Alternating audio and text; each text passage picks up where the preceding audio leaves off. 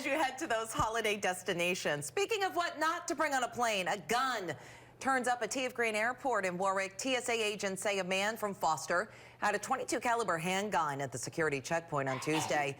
Bless you, Meaghan. He also had a magazine with 10 bullets. Federal officers also reportedly found the gun in the checkpoint X-ray machine. They called police, who then took the weapon and questioned the man. I mean, that's kind of common sense. Yes, you would think at this point. Still. 5:44 now on this Thursday ahead. Which